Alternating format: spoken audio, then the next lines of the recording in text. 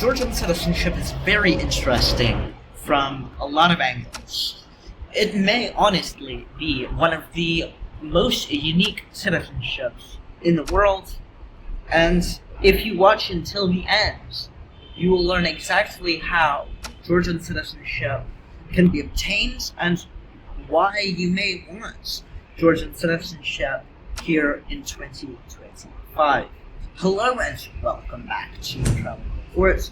Today we're going over Georgian citizenship and the potential to actually get Georgian citizenship while not living here. Of course, I am here based in Tbilisi, Georgia, and I have spent time here for quite a while.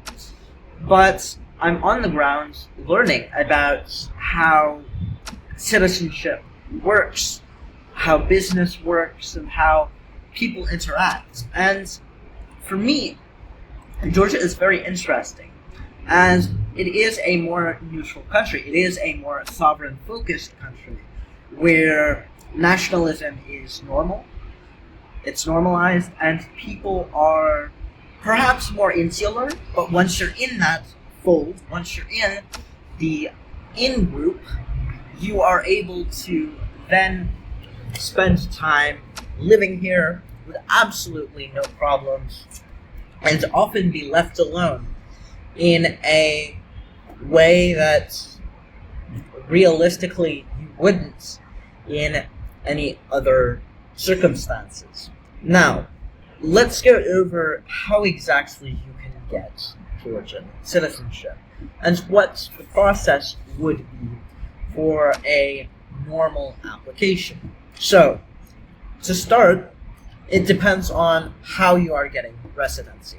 If you invest 100,000 US dollars into real estate, it may be 150,000. I'll put up on the screen an article that you can read through. But, of course, in this circumstance, it's 150 or $100,000 for temporary residence. And temporary residence, you have to renew it for every year for 5 years, and then you get permanent residence. After obtaining permanent residence, you can apply for citizenship after 10 years. Now, there's another way to obtain permanent residence, which is through investing 300,000 US dollars into the Georgian economy through means of real estate. And if you do that, if you achieve that goal, then you are able to go straight to permanent residency. And again, 10 years to citizenship. Now, you do not have to live in the country itself to obtain citizenship. There is no requirement for a 183-day period. And this is true of most former Soviet countries, as they did not standardize what residency meant. And so you must keep continuous residency, but that often means just renewing your residency permit. And of course you have to do that in person, in Georgia at least. Elsewhere, there's ways to work around it. That said, of course, the benefits of the Georgian passports are quite extensive. You can live in Belarus visa-free for an indefinite period.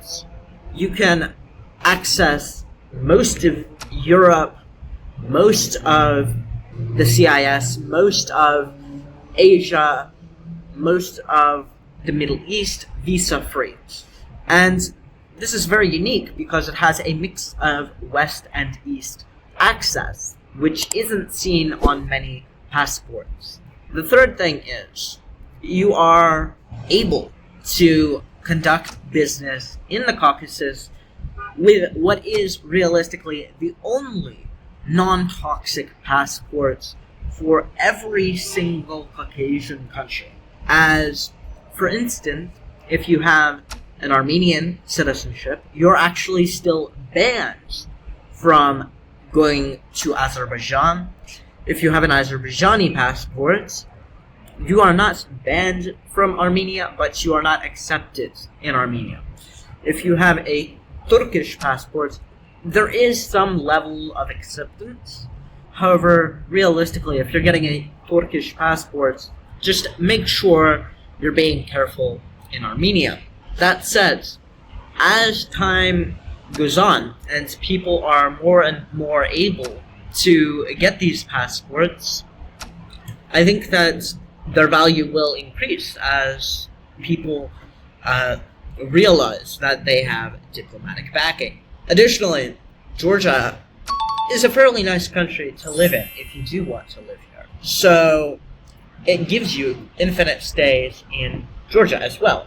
Infinite stays in Uzbekistan also, which is very interesting, as even though many people don't realize this, but staying in the former CIS countries is typically not seen as a visa necessity in a lot of these countries.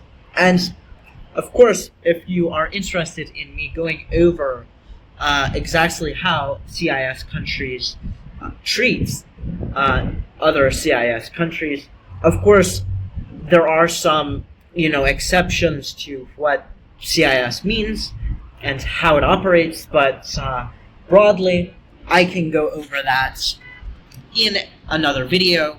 Comment down below if you are interested in that. Additionally, of course, if you're interested in these topics, subscribe. I do 3 videos every day directly on these topics.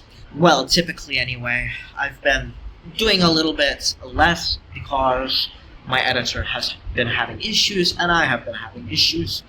And of course, we apologize for that, but normal scheduling should be coming back soon. That said, to wrap up this video, Georgian citizenship is extremely interesting in just about every way. It is a neutral passport where you can live pretty much anywhere where there is acceptance of the passports. And of course, with that being the case, it's not a bad passport to add as a plan B, plan C, whatever you want to call it.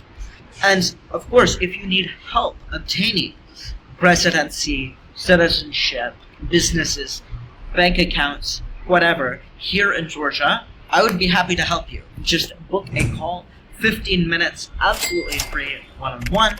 If you are at all interested, I would be more than happy to help you.